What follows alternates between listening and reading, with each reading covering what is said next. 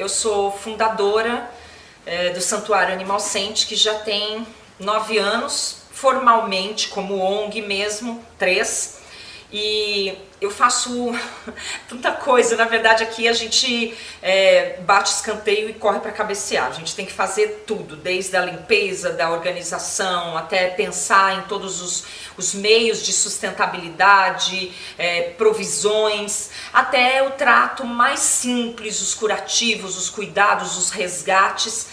Além de que hoje a gente precisa registrar tudo o que acontece e colocar na rede, senão a gente não existe. E também precisamos ser ativistas da causa. Bom, meu nome é Naropa, eu sou filho da Nana, sou cofundador do Santuário Animal Sente também. Sou chefe de cuidado dos animais aqui no santuário. Então toda essa área de administração do trato deles, o que vai para cada lugar, organização de recintos, enfim. Tudo que tem relação aos animais, sou eu que faço essa administração geral. A gente também quer saber, Ana, um breve resumo, assim, de quando iniciou, tá? Por que iniciou, por quem foi iniciado. O santuário nasceu de um sonho de criança e de uma forma bastante inconsciente. Eu nasci vegana numa época em que o veganismo não era nem conhecido no Brasil. Quando eu nasci em 71, não se falava em veganismo, muito mal se falava em vegetarianismo, e eu venho de uma família extremamente pobre, pobreza extrema mesmo, de família nordestina, que matavam galinha, bicho no quintal, e a violência com os animais era uma coisa muito normal, e pra mim nunca foi. Então, como eu não conseguia nem sequer conceber a ideia de matar um animal, um bichinho qualquer que fosse, eu sonhava que um dia eu ia ter um sítio para que todos os animais fossem só felizes. E essa ideia vinha quando os meus pais queriam me obrigar a comer carne, e eu dizia que aquilo não era comida, porque cheirava mal, que tinha um gosto horrível, e eu não queria comer de jeito nenhum. Então para eles aquilo era um absurdo, porque eles pensavam, nossa, a gente é pobre, né? Nunca tem carne, a hora que tem tu não quer comer. Vai então ficar isso é fraca, uma coisa doente, horrível, né?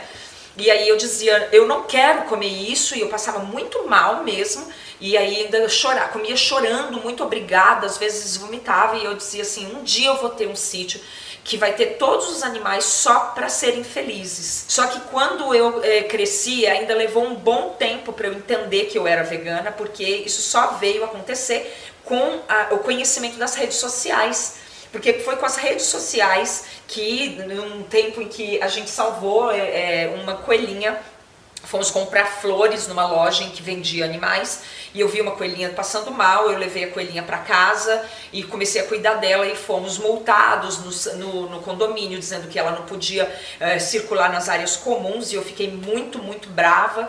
E aí eu disse, como assim? Se ela estivesse morta numa bandeja, todo mundo ia querer, e eu ia poder andar com ela até no elevador, numa bandeja. Se eu tivesse com ela numa estola, na minha blusa também poderia circular com ela. Então, o que as pessoas não gostam é de animais vivos. E aí eu fiquei muito enfurecida, assim, eu tive uma crise muito forte. Com essa crise que eu tive de 2 dias, assim, que eu passei muito mal emocionalmente, eu fui procurar sobre direitos animais. E aí eu conheci o veganismo.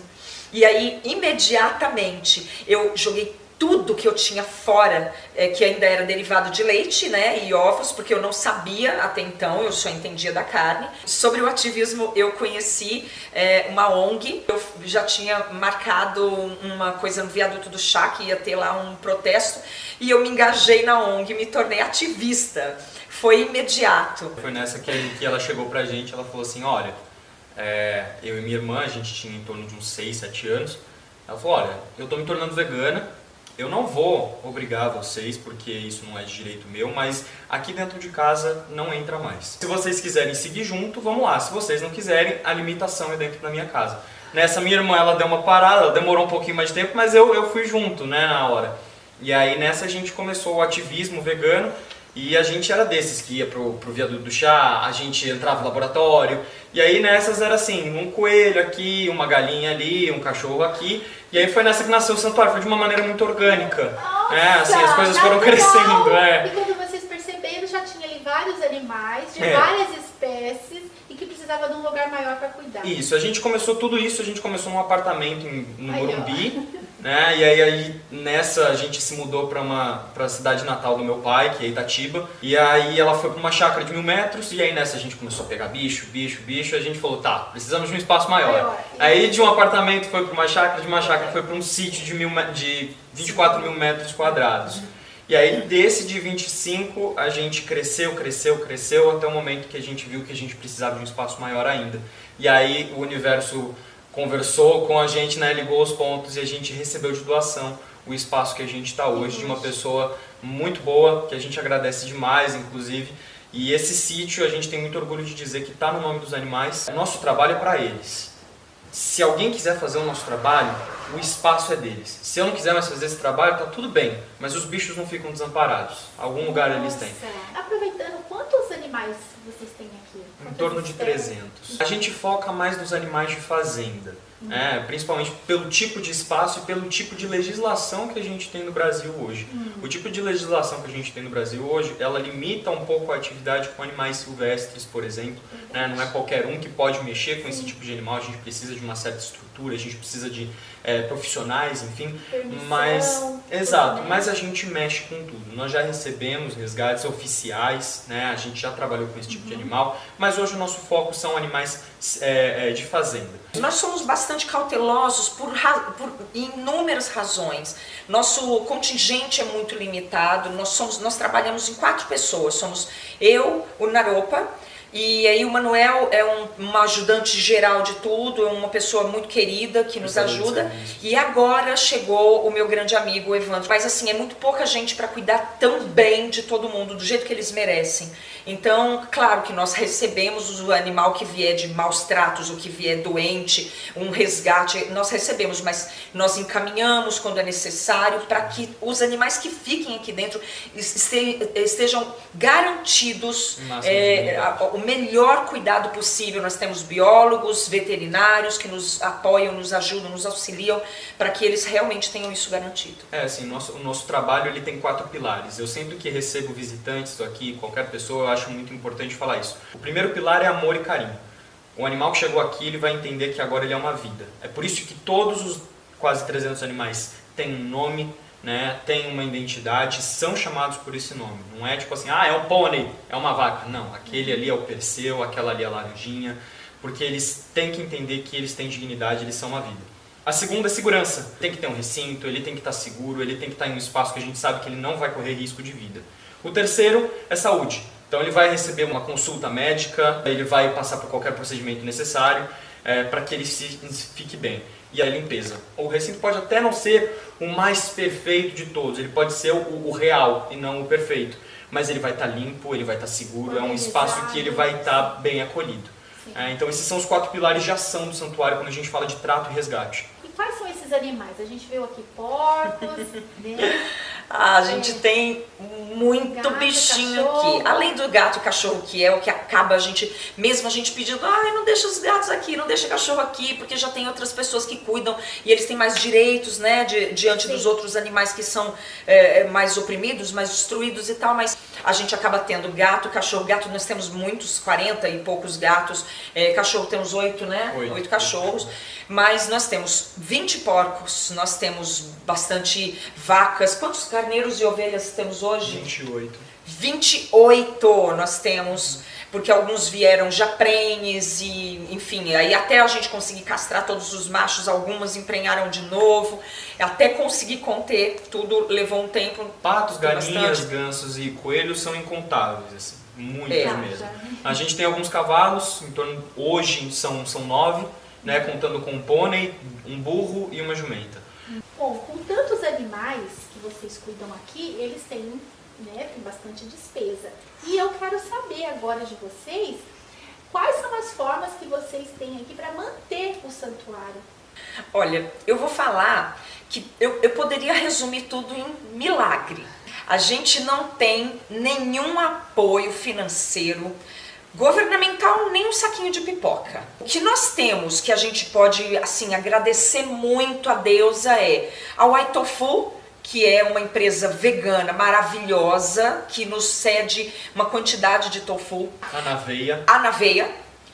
que cede uma quantidade de leite, também que nos ajuda bastante, leite vegano. Também. E a Básico, que a Básico também tem queijos veganos, que também nos ajuda muito. Formalmente é isso. Aí pinga uns 3, 4 amigos do coração, que também tiram do seu próprio orçamento e mais nada. E aí, como é então que vocês conseguem levantar todo o recurso necessário para sustentar essa galerinha? Que aí eu preciso muito dizer, gente, aqui nada é de quilo, tudo é de tonelada, sabe? Tudo é muito, porque você imagina que são 20 porcos comendo muito, e eles precisam ficar sempre muito bem alimentados, não só pelo óbvio que é quando você salva uma vida, você precisa dar uma vida boa para eles, né? Mas porque animais, quando não comem muito bem, eles vão ficar doentes, eles vão aprontar horrores, eles quebram tudo, eles brigam entre si. Eles vão procurar como se estivesse na natureza. Para levantar dinheiro para tudo isso, nós dois artistas fazemos arte. Gente, ó. Então a gente rala. Naropa é tatuador, ele faz desenhos também, faz pinturas e vende essas pinturas. A gente tem uma lojinha aqui dentro do santuário também, e a gente vende através da internet.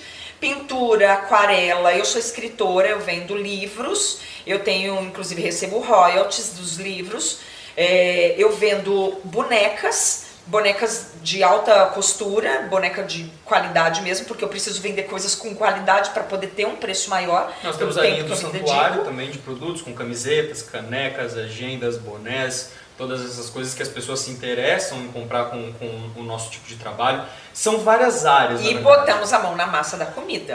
Comida vegana, tanto eu quanto ele. A gente às vezes recebe aqui no santuário, nós estamos no hostel do santuário, é um espaço onde nós podemos receber algumas pessoas que venham. Não é frequente, porque nós moramos numa zona rural e também não é possível receber muita gente dentro do santuário, precisa ser muito comedido isso. O hostel ele serve mais para uma área de conscientização para as pessoas que vem visitar e conhecer o nosso trabalho. Não é do tipo assim, você quer se hospedar em um santuário? Não é assim. A gente brinca de mil braços porque realmente, como ela falou, a gente não tem ajuda externa. Então a gente tem que assumir vários papéis para conseguir suprir a necessidade do santuário. A gente vê o nosso trabalho como uma retribuição pela doação das pessoas. A gente tem um trabalho também de tentar fazer do santuário um pouco mais autossuficiente. Então, na área da legislação, trabalhar com ONG para conseguir os direitos de nota fiscal, enfim, essas coisas mais burocráticas, né? Que não é muito nossa área, mas a gente está tentando entrar nisso. Acontece de uma alma boa, às vezes, vir e falar, olha, eu tenho aqui essa doação para fazer para você, mas ela é muito esporádica. É uma coisa que a gente não pode contar. E, então, a gente vai usar aquilo como uma, nossa, que bom, vamos correr, vamos arrumar uma bomba de água, vamos construir um recinto, comprar uma telha, um material de construção e tudo, mas a gente já sabe que o mês que vem tem que ralar de novo e fazer comida de novo, pintura outra vez e as bonecas outra vez e correr atrás. No santuário tudo é muito potencializado, né? Então não é do tipo assim, droga, faltou uma conta de luz de R$300. Não, aqui faltou 5 contas de luz, eles vão cortar, a nossa dívida está em 12 mil. Então a gente tem que correr e essa é uma realidade para todos os santuários. Porque o Brasil, infelizmente, não tem uma cultura de doação, né? E isso é muito difícil para nós, porque o nosso trabalho, ele não é um trabalho pessoal, a gente não está fazendo trabalho para a gente. Não é que eu queria ter uma fazenda e uns bichos e estou cuidando. Isso é um trabalho governamental. Então, receber a colaboração da população para o nosso trabalho não é como se você estivesse comprando um PlayStation para mim. Você está cumprindo o seu papel como cidadão. E só para completar, quanto que vocês precisam mensalmente, em média, né? Falando agora em valores, para a gente ter uma ideia? Existe o ideal, né? E existe o que é necessário demais.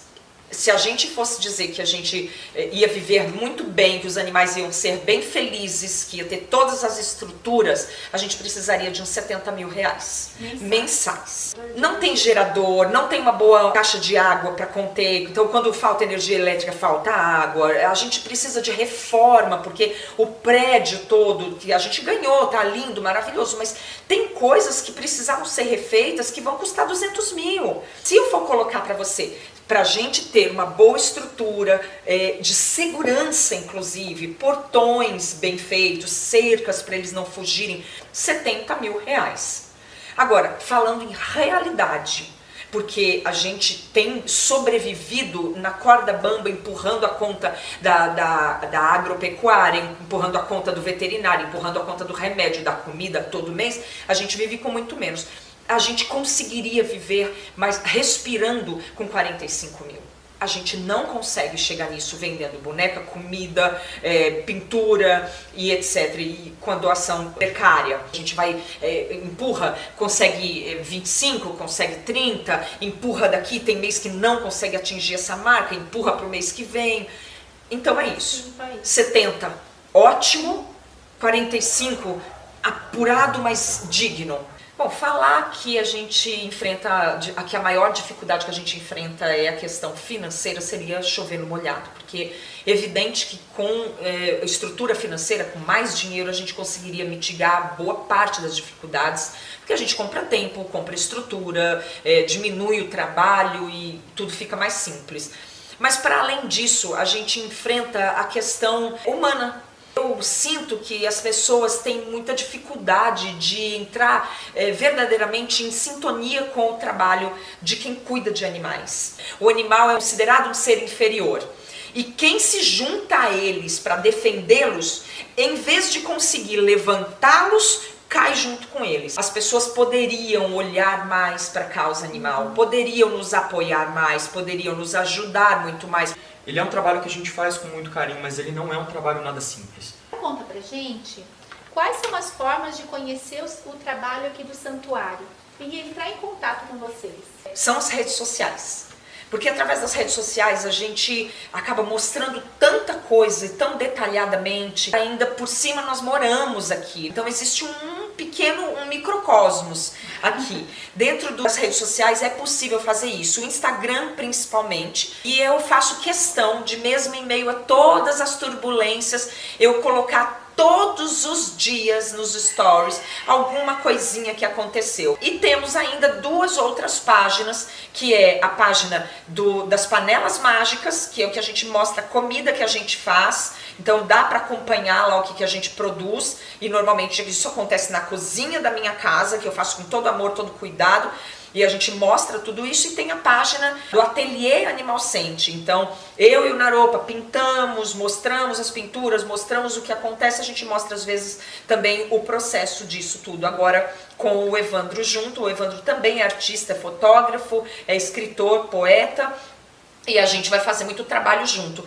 Também temos as hortas, que nós estamos agora planejando começar tudo de novo, porque a horta é uma coisa sazonal e agora a gente vai dar um enfoque maior com a ajuda do Evandro. Então nós vamos fazer um cultivo de cogumelos, que vai ser mais uma fonte de renda para nós, e o cultivo das hortas em si, o herbário, que vai abastecer a nossa cozinha. Fora isso, às vezes nós abrimos o santuário, mas esse às vezes é às vezes mesmo, e avisamos na rede social quando vai ser aberto para visitação. Então as pessoas vêm, desfrutam da comida das panelas mágicas, né? Um almoço vegano bem bonitinho, bem gostosinho, e aí elas curtem os animais num dia com uma visita que ela é toda orientada para que as pessoas entrem em contato com os animais numa situação em que eles são os donos e precisam ser muito privilegiados. Agora, vamos falar um pouquinho de voluntariado. É possível ser voluntário aqui no santuário? É possível, mas existem algumas diretrizes que a gente tem que seguir pela segurança dos animais, dos voluntários e do nosso próprio projeto, quando a gente fala de voluntariados. Antes a gente teve muito trabalho com voluntariado e eles foram muito importantes para o desenvolvimento do santuário. Mas no momento em que a gente está agora, com a experiência que a gente tem, esse trabalho ficou um pouquinho mais complexo. Então eles são mais esporádicos e eles são mais complexos. Hoje em dia não é qualquer um que pode passar por voluntário aqui. Qual que é o procedimento básico? A gente pede para que a pessoa entre em contato com o santuário. A gente vai mandar um formulário para ela, onde ela vai responder algumas perguntas básicas, dizer um pouco dela, dizer a disponibilidade. Nisso a gente vai ver se dá compatibilidade com as necessidades do santuário, né? E a gente sempre fala para a pessoa o seguinte: você tem que escolher uma das opções de tempo. O tempo básico de voluntariado é pelo menos 1 mês de trabalho. Se você quiser fazer 1 vez por semana durante 1 mês, 2 vezes por semana durante 1 mês, 3 vezes por semana durante 1 mês, aí você escolhe. Mas tem que ser 1 mês. Por quê? As pessoas precisam passar por um treinamento. As pessoas precisam entender o que elas vão fazer aqui. Feito o formulário, passando para nós qual que é a medida de tempo que você vai ficar fazendo esse trabalho, você vai receber uma classificação dentro de 4, que são separadas no tipo de trabalho que você vai fazer. E normalmente os voluntários novos, eles recebem classificação C, que é só para limpeza, e a gente vai te passar a data que você pode vir. E aí a partir disso você cumpre com o combinado. Se ela não tem a disponibilidade para ocupar um espaço de tanta responsabilidade, então ela pode vir fazer uma visita. Quando tiver visita, venha visitar. Ah, mas é que eu queria ajudar. Então, no dia da visita, você traz uma doação. Faça uma doação. Pode ser de ração, pode ser de fruta, verdura, legume. Você vai ficar com o animal, você vai ver ele comer, você vai desfrutar daquele momento. A gente já está quase finalizando. E agora uma pergunta muito importante. Como as pessoas podem ajudar o santuário e vocês aceitam doação e do que? Para além do óbvio, que são as doações em dinheiro, através do Pix, que hoje é o mais fácil e mais prático de tudo, mas também dá para fazer doações mensais, as pessoas conseguem programar o cartão para fazer doações mensais, e aí tem links, tudo para isso. De vez em quando, nós fazemos vaquinhas, quando nós temos um foco, a gente pensa, precisamos construir um recinto especial para o bichinho tal, cooperem com a nossa vaquinha, alguma coisa mais de emergência. Além de consumir a nossa arte, que é uma coisa que nos dignifica muito. Às vezes você não tem dinheiro para me doar, mas você tem dinheiro para comprar um presente de aniversário para fulano de tal. Então compra comigo. A gente tem pintura, a gente tem escultura, a gente tem bonecas para criança, para adulto, tem um monte de coisa. E ainda tem comida, que comida é uma coisa ótima, todo mundo quer. Quem quer fazer uma doação, nós temos 2 endereços. Aí, gente, a gente aceita tudo que vocês puderem imaginar.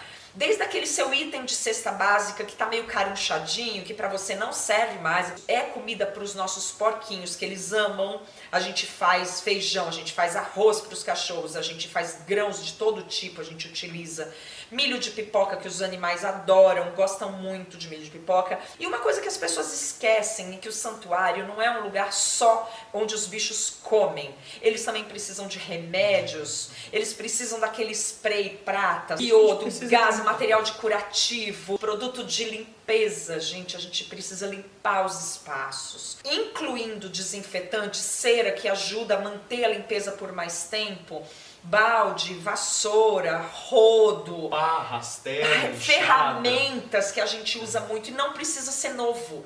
Tudo pode ser começado, pode ser usado. Irem também nas lojas que a gente recomenda para que eles façam a compra direta. Então, por exemplo, a gente tem a agropecuária que nos atende, a Agrocalamita. Comprar uma ração lá, falar para eles, olha, eu estou fazendo uma doação para o Santuário Animal Sente. A gente tem a Pet Love, que a gente tem um link onde tudo que você comprar lá, um valor arrecadado vai para o santuário.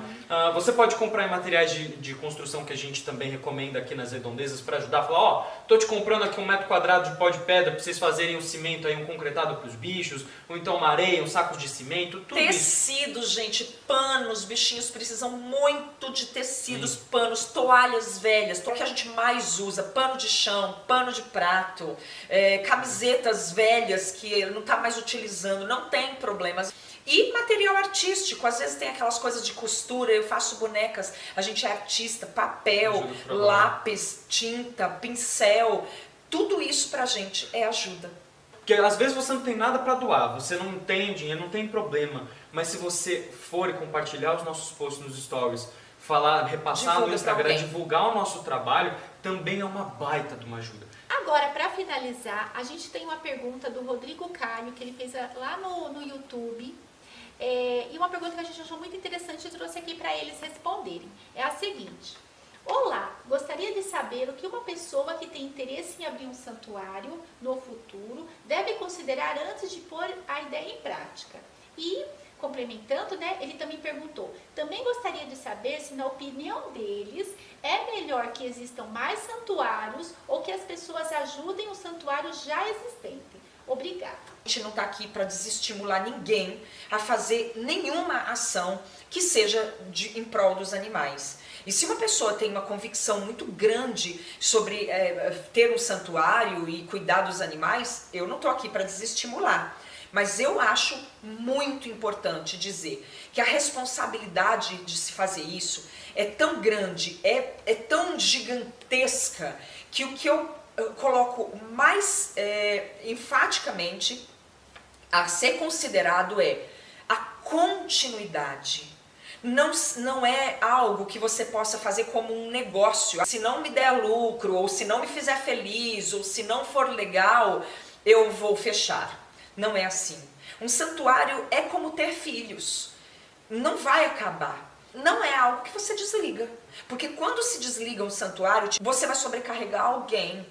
Algum outro santuário, provavelmente. E outra, é uma estrutura imensa. Então, quer realmente ter um santuário? Ajude outro santuário.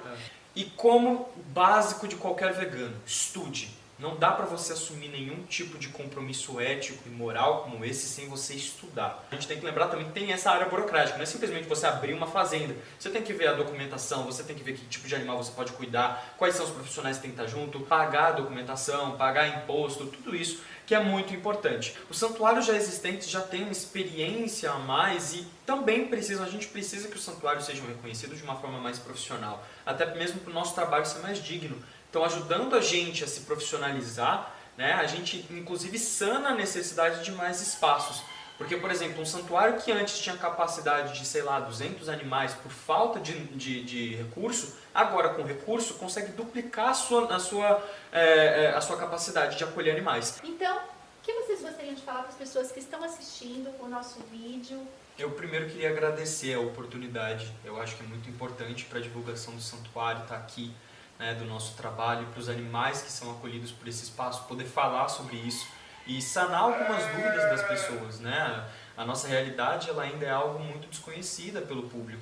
Então, para que as pessoas possam se familiarizar com isso, se conectar com isso, conhecer do nosso trabalho é muito importante. Então, muito obrigado. Eu queria dizer para as pessoas que o nosso trabalho, além de ser algo que nos faz muito bem, é um trabalho que tem capacidade de fazer todo mundo muito bem. E a gente quer fazer isso da melhor forma possível. Então, ter a participação de vocês da maneira que for, não é um benefício só para nós ou para os animais que a gente acolhe, mas é para todo mundo. Isso mesmo. Não deixa a gente no limbo, não. Ajuda a gente a levar os animais junto. Tá bom. Então, Gabriela, vem aqui com a gente, senta aqui para falar um tchau aqui pro pessoal, rapidinho. Ela estava nos bastidores até agora. Então, o nosso tchau, o nosso agradecimento pela oportunidade também de conhecer o trabalho de vocês. Obrigado. Tá? Um beijo. Tchau, Tchau, gente. gente.